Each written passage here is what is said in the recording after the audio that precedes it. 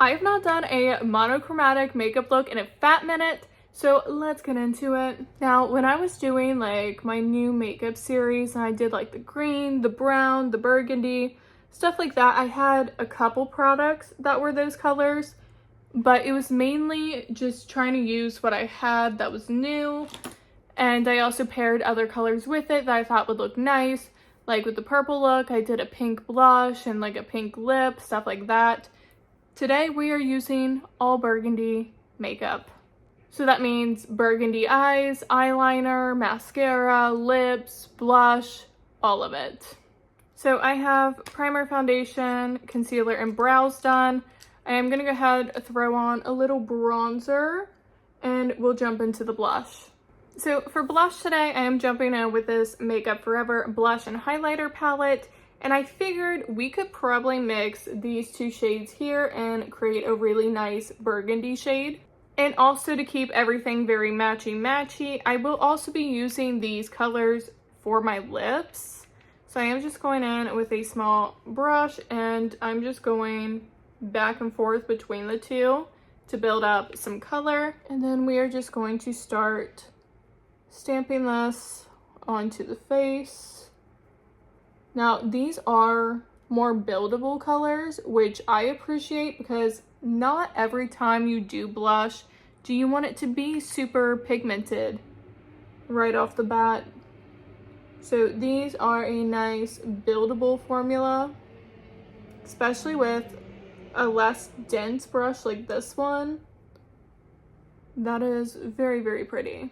And obviously it's not gonna look super burgundy on the cheeks because it is sheared out, but trust me, in real life you can definitely see some of those burgundy tones coming through, but you're not gonna have it full color like it is in the pan. Now I did just set my whole face. Whatever blush is left on the brush, I am just lightly adding that back to the cheeks just to re-intensify that color a little bit because it might have got a little lost when setting. And this just helps to bring back that color.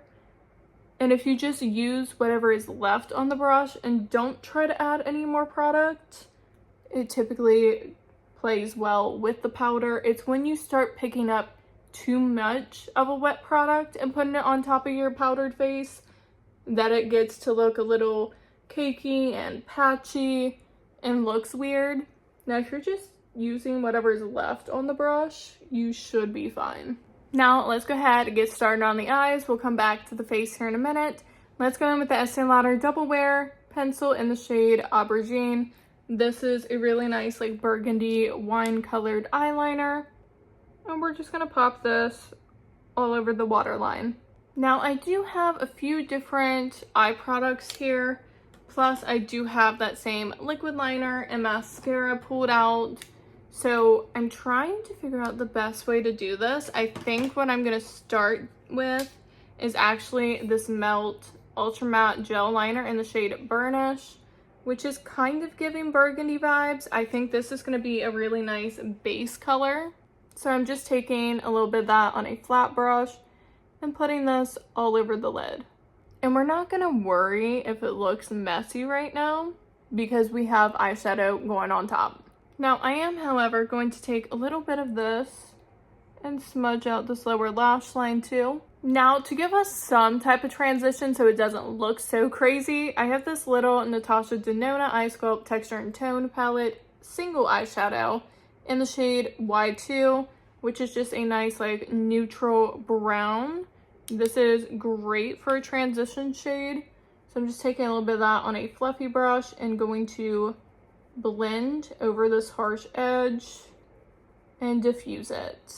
Obviously, use whatever brown eyeshadow you have in your collection. This was just a freebie from Sephora, so I figured why not just use it since I have it. And as you can see, this is already starting to look a little less messy.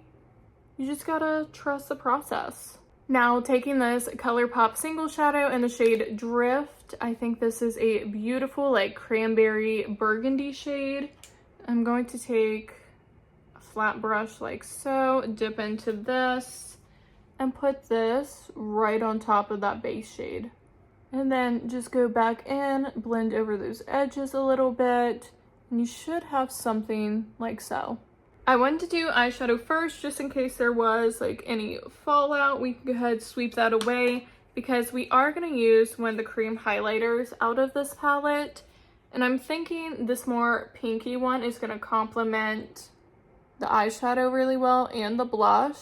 Now, this is a formula where I feel like it goes over powder nicely and it doesn't pick up anything underneath. You just have to be gentle with it and obviously not use too much of it, because even with a good formula, if you use too much, it can still pick up the makeup underneath and look patchy and weird. I also wanted to wait to do this because I am also taking a bit of this on that inner corner to help brighten everything up. Now's the time to jump in with setting spray and we'll be back for the rest. Now, making sure this lid is fully on. If you've seen the first time I used this, you know the lid was not all the way on when I was shaking it and eyeliner went everywhere. And I do mean everywhere back here. So make sure the lid is fully on before you start shaking up your liquid liner. And then we are going to apply this. This is the Maybelline one in the shade Burgundy Boost. And then just do your eyeliner however you would like to. I think I'm just going to do a wing and a little inner corner moment. I like how you can see the different tones of the burgundy in the look so far. Pretty pleased. And then we're going to go in with the Maybelline Sky High in the shade Burgundy Haze. Now, if you have green or hazel eyes like I have, this is a beautiful mascara to use. It really sets off your green eyes or hazel eyes. Now, because I am me, I can't just go in with these as lipstick. I am going to use a little bit of a lip pencil here. This is the Melt Perfectionist Lip Pencil in the shade Caffeine, which is just a nice rich brown shade. So I'm just lining my lips and then I'm taking the end of it and really smudging it in. Then when you go to put your lipstick on top, it's a little bit easier to blend the colors together. Now I'm just grabbing my little lip brush and then I'm going to do the same thing I did when I was doing the blush. I'm just gonna go back and forth in these two shades here, mix them together to get the color I want. Once I'm happy with what it looks like on the brush, I'm gonna try it out on the lip. As you can see, it is a little more sheer. As I said, these are buildable blushes and I have used this as lipstick before, not these particular shades, but I have used a shade or two out of this palette for lipstick. And as you can see here, you can definitely build it up. It just takes a little more time and you can really just get any color that you desire, which is why I really like blush palettes like this. And here you have it, a full monochromatic burgundy look, and I'm kind of here for it. I'm not like the biggest fan of monochromatic makeup anymore. I used to kind of be into it for a minute there, but it's been a while. I definitely think looks like this have their moments, and today I'm kind of feeling her. But thank you guys so much for hanging out with me and watching this video. If you like any kind of makeup content, I do a bunch over here, so definitely like and subscribe before you leave. And until next time, I'll see you guys later.